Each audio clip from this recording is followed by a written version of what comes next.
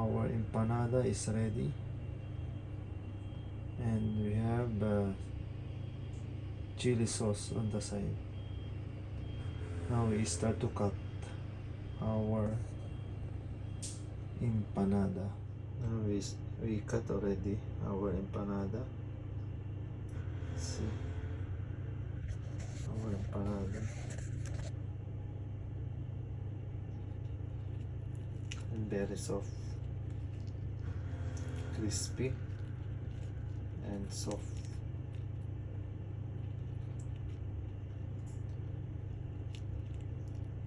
Very nice.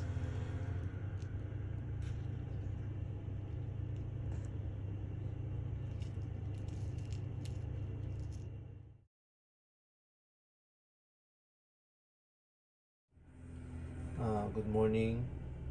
Today we will make the empanada dough. The ingredients: white flour, corn flour, oil, and salt, and water. Then mix all together. Now we will start to mix. Now we start to mix all together. Now we start already to mix. Don't stop until the dough is properly mixed.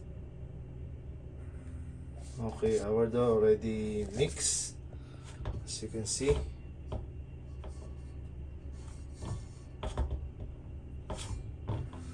Already mix well.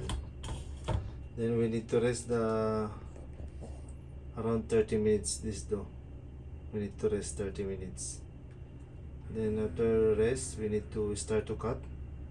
Then put the peeling of our empanada. And now we need to portion the dough, 14 to 15 grams for the empanada. After we portion, we make a plot.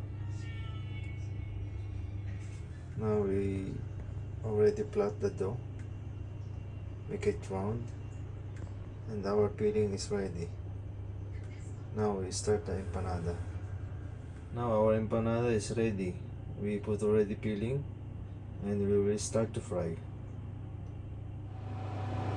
Now we start to preheat our oil. Then after a few minutes, we will start to deep fry our empanada. Okay, now as you can see, our empanada already started deep frying. You need to wait until brown, golden brown. Wow, now our empanada is already golden brown. We will start to remove our empanada. Ito na po yung ating empanada. Crispy and soft.